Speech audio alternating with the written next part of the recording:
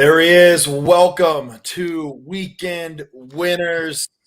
We got the Aggie below, Jay Arnold. Eddie is joining us today, and I'm Jake.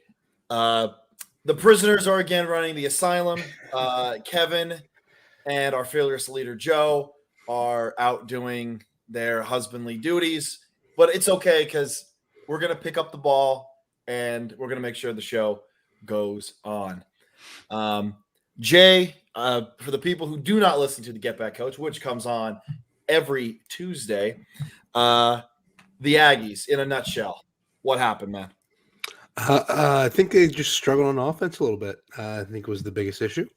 I like how I get put on the spot immediately. That's right. Tough. What happened to your Lions, my guy? That's tough. I mean, listen, it was a good football game. Penn State's offense, just their inability to run the ball really hurt them.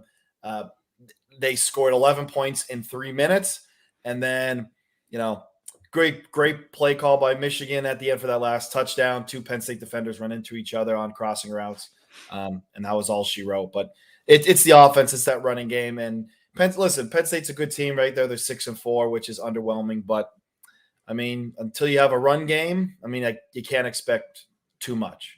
But, yeah, and it's not like any of their losses are bad. I mean, you lose to some great teams like Illinois. All right.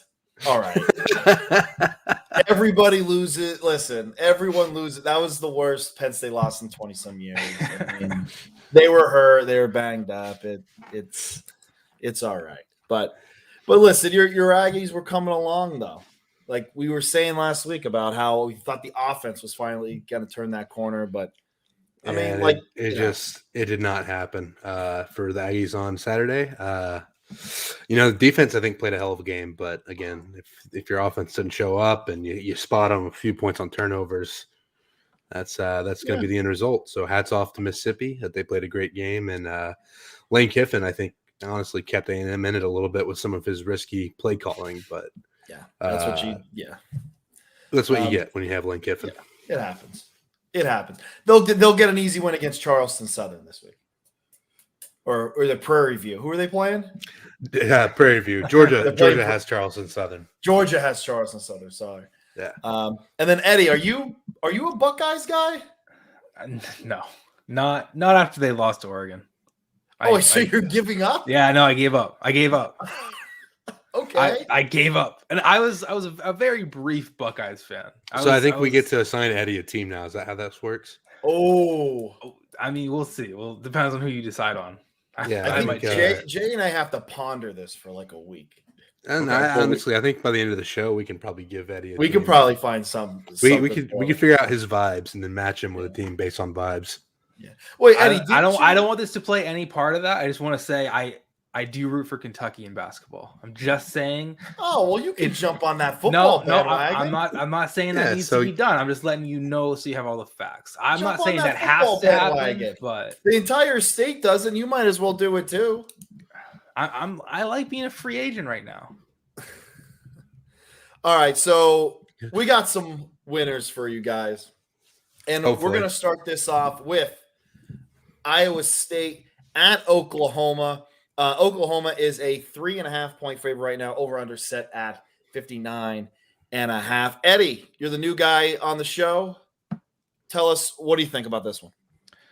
I mean, like I said last time I was on the show, you two are the college football experts. I'm merely a fan that likes to lose money on these games. So I don't have great analysis like you guys. I just go with my gut. And when I look at this on the screen here, I don't know how this is only 3.5 points for Oklahoma. I think this should be 7+. I'm on Oklahoma minus 3.5 without second thought. That line is crazy low to me. Jay? Yeah, so I have Iowa State minus 3 or plus 3.5. Okay. Well, we saw what OU did. They're going to be looking to rebound. My thing is Iowa State is going to get up for this game. This is their biggest game of the season. They've had this game circled on the calendar since before the season started. And, I mean, you look at what Iowa State has. They don't have too much left to play for after securing bowl eligibility and then Obviously, they're not going to be in contention for the Big 12 title, so this is pretty much it left on their schedule, just from a glance. So you see 3.5. I mean, I really like that half there. Is I see this being like a field goal game where Oklahoma comes out on top at home barely, but Iowa State hangs around in it, especially with a noon kick. It's going to be an 11 o'clock kick in Central Time, so it's going to be a dead crowd. You add all those factors together, it's a recipe for another close game, and Oklahoma has been playing down to their level of competition all year. I don't expect that trend to be changed this Saturday, so expect Iowa State to hang around, lose by a field goal, and to cover that 3.5. So Iowa State plus 3.5, that's my pick in this game. Yeah, so I'm staying away from the spread. On one hand, I see Oklahoma, with a big, almost like a slap to reality type of thing last weekend. Because gravity. I was waiting for it to happen. I was waiting for them to basically say, okay, we have our loss. Baylor caught us off guard. All right, let's get back on the right track type of game. But also, Iowa State is a good football team. They've run into some bad luck this year. They have a good coach in Matt Campbell. I know he's taken some heat for the things that he said that I've actually defended him for. But I really think Iowa State's going to get up for this one. And I'm staying away from that spread, though, because I can see Oklahoma scoring late. I just don't like it. I like the under 60 here. I think Iowa State is a good defense. Oklahoma places their competition. I think they can turn this into a slugfest. So I'm taking under 60 in it. And before we move on, Jay, Matt Campbell's comments, totally out in left field, or does he have a point? No, I think he has a point. When your only goal is to win championships, that means the season's pretty much over. Once you can no longer achieve that goal. And I mean, I like Matt Campbell, and I get why he's taking flack for what he said, but I think you look at the body of work that he's done at a program like Iowa State that for the last 20 years, I mean, let's be honest, hadn't been a great program until he got there. Yeah. So now looking at what Matt Campbell does, I think he deserves some grace from everyone around just because of what he's been able to do at that school. And I get why people don't want to give it to him, but I mean, you look at how successful he's been there, and I don't have a problem with what he said. He's overachieved for a while that even this year that's a little underwhelming. I think he deserves a pass for. And like I said, Florida State, I think, is always my example for when all you want to do is when your goals are only win championships, that's great. But when you can't obtain that anymore, that's when you lose a locker room. So, all right, moving on. Michigan State at Ohio State. I'm going to start off this one. I think Michigan State's offense keeps this close, but I don't think there's any way Sparty's going to be able to stop Ohio State. So I am taking over 68.5. Like I said, Michigan State's not going to be able to stop Ohio State. And on top of that, Ohio State has shown some weaknesses in their pass defense. So I think over 68.5. I know it's a lot, but I think this is going to be a rare barn burner for the Big Ten. Eddie. Well, after Ohio State lost to Oregon, I no longer bet on Ohio State games. That's my new rule for myself. But I would take plus 19 again, only because Ohio State lost to Oregon. Ooh. Yeah, okay. It's fine, Dad. Yeah, it was a tough day. It was a really tough day. Jay. Well, I appreciate the thoughts of Liberty Flames fan Eddie up there. But I am actually also going with Michigan State plus 19. Here's my thing. Jake, it's what you talked about. Ohio State has shown a lot of holes on their defensive side of the ball. You have a running back like Kenneth Walker. You have an offense that has been performing better than they have historically at Michigan State. We know Ohio State is going to put up points on this Michigan State defense. There's no question about that. I think on the flip side, Michigan State has an offense that's very, very capable of putting up points on Ohio State, and 19 points is a lot of points, especially for another one of those early kickoffs where the home crowd isn't going to be as into it as they may normally be. So I'm looking at this huge, massive game, but I have to wonder. I mean, Ohio State may get caught looking a little bit ahead to Michigan. Just all of the things in that game. It's obviously going to be something where the conference is on the line. Should Ohio State win here, it's something to me that, I mean, there's a lot that says yes, Ohio State is the better team, but there's so many factors going against them to keep Michigan State in this game. I mean, Mel Tucker just secured that contract. So I think he's going to be fired up to get his guys going. He really wants to show the East Lansing crowd that it's worth it. That money's going to be worth it and well spent. So going on the road to the Horseshoe, to Columbus, and hanging in there tight with an Ohio State team, I see that happening, especially with the big spread here. I think Michigan State's going to keep it close, and I love the Spartans plus 19. All right. Probably the biggest game in the ACC. Clemson or Wake Forest goes to the South Carolina version of Death Valley. Clemson is a 4.5-point favorite. Over under set at 57.5. Eddie, what do we like? I've been betting against Clemson all year. It's been profitable. They're terrible. But everywhere I look, everyone's saying Wake Forest is going to win, cover easily, which kind of scares me. So I think we go Clemson here. Minus 4.5. Clemson minus 4.5. Bet against the public. All right. Usually that's not the worst thing to do, Eddie. It's not the worst thing to do. Jay. All right, so I'm looking at this game. It is a classic stylistic matchup here. Clemson is a very, very good defensive team. Wake Forest is a very, very good offensive team.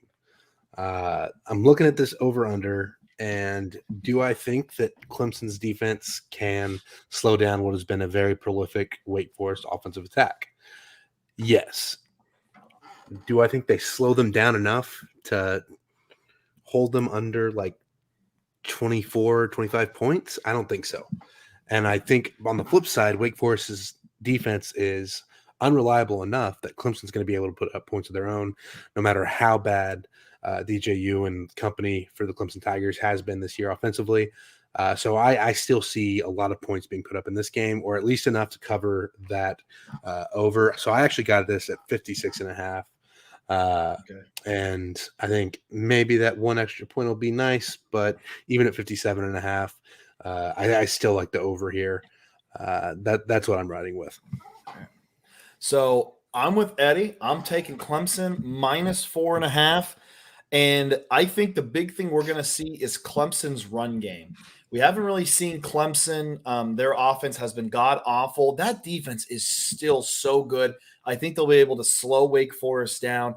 And I think this might be the, hey, we're still here. We're still a good program game for Clemson. So I'm taking Clemson Tigers minus 4.5. And this will be Wake Forest's first loss in the ACC schedule because the North Carolina was non-conference. Yeah. I mean, you look at it and there's 2 noon kicks or 11 Central Time kicks that have huge postseason implications. I mean, Clemson, so Wake Forest is still leading their division in the ACC, even if Clemson wins. But Clemson keeps their title hopes alive should Wake Forest lose next week to Boston College with a win over Wake Forest here. And then you look at Michigan State, Ohio State, and obviously that is a huge game for the Big Ten East. So it's kind of surprising to see these 2 games early, especially with as weak of a slate as the SEC has this week. Yeah, you know what? It's funny you say that because I feel like the noon games this year have been fantastic. Yeah. And I know they've been significantly better since, Big Noon Kick owning that time slot. But the noon games have been pretty, the noon games have been great. The night games have been great. And 3:30 is kind of starting to get lost in the shuffle a little bit. I don't know. It just seems like this year the noon games are, outshining the 3:30 games, which is supposed to be the better matchups. Yeah, I mean, I see where you're coming from there. And I think a lot of that, again, goes back to Fox having the rights to those noon kicks and wanting to make a big deal out of that. But I tell you what, this weekend, if you don't know already, here it comes. Here it comes. If you look at the top left corner of our screen up there, or up there, that OC, that's not Orange County, California. That is Odds Crowd, the #1 fantasy gambling app in the world, in the universe, in the multiverse, if you're into Marvel. Get this. You don't have to spend any money at all. Zero money. No money, Jay? No money. What? But if you win contests on Odds Crowd, gambling without spending any of your own money, you can earn real money. That's insane. That's wow. How are they making a business? I have no idea, but I tell you what, you better take advantage of it while you can. Use code BRAND9 to let them know I sent you. Use code BRAND13 to let them know Jake sent you. Eddie, what's your code over there? Brand 4. Brand 4. Brand 4. And then, I mean, you could use Brand 1 for Joe or Brand 2 for Kevin, but those guys aren't here. So Brand 9 for me, Brand 13 for Jake, and Brand 4 for Eddie. Sign up for Odds Crowd. Let them know that we sent you. Beautiful. What a read. Wow. Beautiful. Beautiful. Off the top. Magic. Moving on. Arkansas at Alabama. So Alabama is a 21-point favorite, over under set at 58.5. This is a 3:30 kickoff.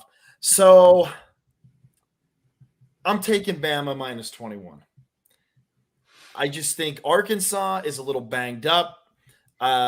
I think Nick Saban and Alabama are getting into their own head of we're not playing up to our potential. And Arkansas is just there to get the crap kicked out of them. I don't know. I'm taking Alabama minus 21.5. I think they score a lot of points in this one. Jay. Well, as a SEC guy, this is a game that I have my eye on, obviously, for this weekend. Arkansas plays teams tough. I think other than Georgia, they've been around in just about every game they've been in this season. They hang with whoever they have across the field from them. And I don't think Alabama is at Georgia's level.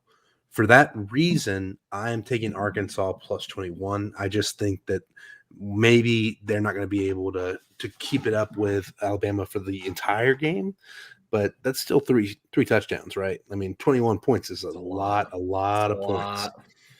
So, I mean, you look at it, I mean, Sam Pittman's going to have his guys ready to go. They may be a little bit banged up, but I think Pittman has done a good job of installing that next man up mentality. So I have Arkansas plus 21 here, and we can kick it up to our Liberty Flames correspondent, Eddie, for his insight on this. So I remember last time I was on the show, and I was saying how much I loved Arkansas versus Auburn. Mm-hmm. And then when the game played and Arkansas hadn't scored and it was halftime, I was a little hurt, a little embarrassed. So I'm taking Bama. You don't have to listen to me at all. This is completely a spite play. I don't even care if it covers. I can't bet on Arkansas anymore, kind of like Ohio State. They're dead to me. I also am taking over 58 because I feel like if Bama's going to cover the 21, the over is going to hit. I mean, it has to. Arkansas is going to put up a couple points. Mm-hmm. One or two. I think Arkansas is, I think, dynamic enough to score a little bit. I do think I was going back to the last time I was on the show. I was really high on Arkansas, not to win anything important, but I thought they were good. You just said you were going to be. You're just really high. Yeah, that's where I thought he was going to. No, so Colorado fan Eddie. Yes, You know what? You made me lose my train of thought, Jay, and I don't appreciate it. I don't appreciate it. I'll say it. So we can move on. Never mind. No. I don't remember what I was saying. You were saying The train about of thought you're really has high on left the Arkansas. college And station. listen, that's okay. Everyone Oh, was. yeah. The hype has died in Arkansas. They're dead. I get Arkansas. I don't even want to look at them anymore. It was honestly, disrespectful what I they think did. the hype started because, and not to bring up old wounds, Jay, but they beat a Texas A&M team that just lost their starting quarterback, and really they didn't. I mean, Texas A&M's defense shut them down pretty much the whole game. It's like one or two plays that And I said this before: the Texas A&M team now is vastly better than the one that Arkansas played against. I mean, if Eddie's cheating ass Colorado team didn't injure our starting quarterback, I mean, Listen. never would have happened. Well, no, I mean, I know nothing about that. Don't tell. Arkansas went through a bad stretch, and they're kind of forgotten about right now. They let Bo Nix shut them out. I mean, he was balling on them. He was. I can't have that happen to a team Bo I'm rooting Nix, for. Bo Nix stinks. I know he's hurt, so I shouldn't say that, but he stinks. He's good. Eddie's out here speaking ill of the dead. He's all right. No, he's hurt, so I don't want to say anything mean. But the dude stinks. He can't play football. Okay, but I don't want to say anything mean because he's hurt. Well, now we're gonna go to the Group of Five. The big matchup in Group of Five land. The Ponies of Southern Methodist are traveling to Cincinnati, hopefully to get some Skyline chili. Cincinnati is minus 10.5, over under set at 65. Jay, how about you start this one off? Man, I love me some Group of Five football. You know this. I mean, I'm more of a Mountain West guy, but I love me some American Athletic Conference as well. You are the ambassador of the Mountain West. You need to be the Mountain West commissioner.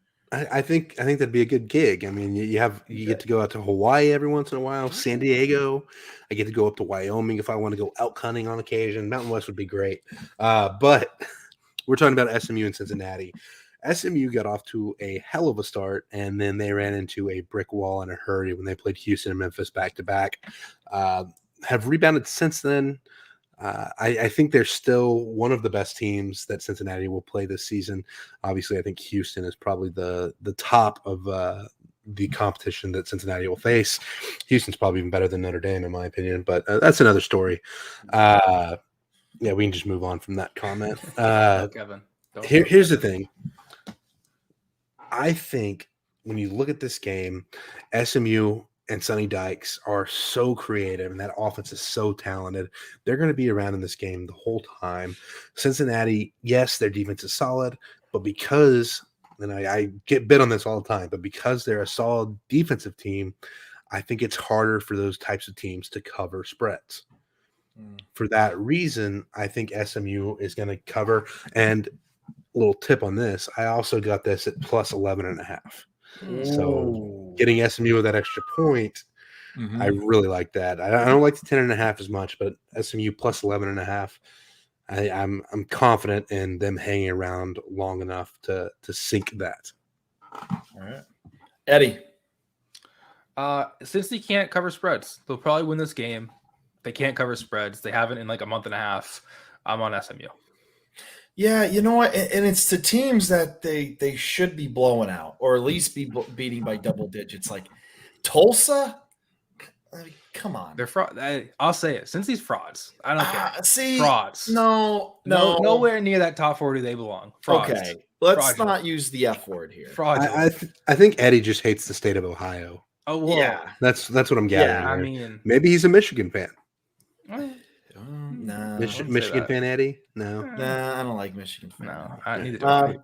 We're still trying to figure out those vibes. Yeah, we'll get him a team by the end of it. So Cincy, they don't cover spreads, but it's more what Jay is saying, where they are a big defensive team. Their defense creates offense pretty much, puts them in good positions, flips field position, does all of those things. And because of that, they're able to, one, win football games, which is the most important part, but two, the game kind of goes faster than it should. And because of that, they're just not winning. They're not beating the spread. I do like the ponies. I like SMU plus 10.5. I really don't like SMU. I hate Craig James. I hate Eric Dickerson. Craig James killed 5 hookers. Yeah. What? Yeah, Wait. yeah. Wait. Yeah. We're not just gonna roll past that. You'll have to look it up sometime. Yeah. Long story. Google it, Eddie. Jesus. So, Loves you. but no, I really don't like SMU, but in this situation, I think they're going to definitely cover the spread. Really good offense, and I think they'll be able to put enough pressure offensively on Cincinnati to at least keep this game close. Now, prime time, 7:30, which is strange because it's like a 4:30 kick on the West Coast, which I like, but this game feels like it should be on at 10 o'clock at night. Yeah, this should be a Pac-12 after dark game, and they've robbed us of that. I'm pretty upset. Yeah. So I'm gonna take this one to start off. I think Utah. I'm taking the Utes -3. Lots of points. I think that this offense is rolling. I really like Utah at home. Salt Lake City under the lights. The place is going to be bananas. I think Utah is going to hand Oregon their second loss this year. The Utes, as Joe Pesci would say, -3. Jay. So I know you said that Utah offense is rolling and there's a lot of points, but I just think the Oregon defense is too strong. I do agree with you, actually, that Utah is going to hand Oregon their second loss of the year. I just think it's going to be an under type of game here. I think this is going to be a very low-scoring, close affair. I need to check the weather forecast in Salt Lake City, if you'll give me 5 seconds here. But when you look at Utah, Kyle Whittingham has talked about this. This is a younger Utah team who's just continually gotten better as the season has gone on. It's a team that I have really enjoyed kind of watching the growth. So you look at the weather forecast for Saturday in Salt Lake City, there is a slight possibility of a wintry mix in the afternoon in Salt Lake City. And that's why, again, I think you got to look at that under and just say, yeah, I kind of like the way that looks. Very high potential for a sloppy game. Utah, Salt Lake City, you're also dealing with a little bit of altitude. Just a lot of factors involved here that I think leads me to the under, especially at 59.5. All right. Okay. Eddie? Well, Jay convinced me in the under, so add that. I'm on the under. Didn't think I was going to be saying that tonight. I don't. All these games are hitting on all my rules. This wasn't planned. I don't bet on teams from Utah. So Oregon +3. I don't. Utah's not a real state. Why? Utah's not a real state. He hasn't been looking at my BYU picks this year for like the first half of the season. When I hit on like 6 BYU picks in a row. Utah's not real. You don't bet on teams from Utah. Oregon +3. That's all I got. You're going to say more of a real state than Eddie, Delaware. you're going to say that with the biggest ambassador to Brigham Young University present with us, who has made money off of the Mormons. I'm proud of Jay for finessing the Mormons. Utah's not a real place. I think the Mormons helped me finesse, to be honest. Yeah. As long as someone's finessing, I'm all for it. I mean, wasn't there a Winter Olympics held in Salt Lake City? 2002. Not a real place. 2002 or 2004? I mean, 2002 Winter Olympics. Shaun White had the big thing there. Got the flying tomato. The flying tomato, yeah. The Foo Fighters actually played at it. I don't know why I remember that. Incredible. But, Shout out Aiden. Yeah, I mean, I can't believe Eddie's just attacking Utah like this when a perfectly not real state like Delaware exists closer to home. Listen, hey, we can talk about shitty states. I'm down. I'm not defending Delaware. I'm telling you, Utah's not real. Delaware is such a geographical abomination. It's the first state, though. It's number one. It's the first. Yeah, Oh I my mean, God. but like Rutgers is the first football team, and we see how relevant they are today, right, Jake? Again, shout out Aiden. Fuck Yeah. Rutgers too. Rutgers, Rutgers and Princeton playing the first ever football game ever. Eddie, we're gonna stay with you here. So your wild card pick, you Yeah. have Nebraska at Wisconsin over 43. Tell us about it. Yeah. Well, first off, I hate this pick. I absolutely hate it.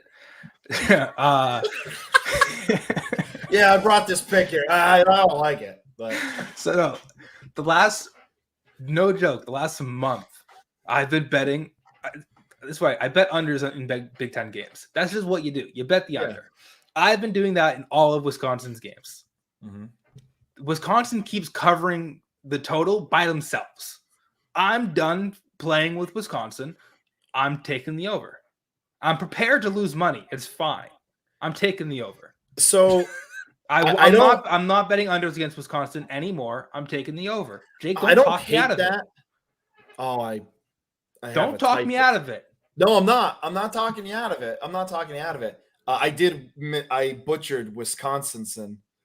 Oh wow! On the bottom, that's bad. That right. was a typo. I know how to spell it. But Eddie, I think that pick's I think that's a decent pick. Nebraska Nebraska's offense is pretty explosive. As far as explosive plays go, they are the second best Big Ten team when it comes to explosive plays. I think they'll be able to put up some points. If they get into the 20, that's the thing. If Nebraska can get to 20, this is going to hit. Because I do believe Wisconsin's offense is a little bit better. So this isn't a bad pick. I like this pick, Eddie. Yeah, I think Nebraska gets to 17, you're good. Oh, yeah. Because Wisconsin's going to control the ground game. I think Mertz is getting better. I think their offense I don't want to say their offense is clicking. I think that's a very big overstatement, but they're becoming competent. Offense.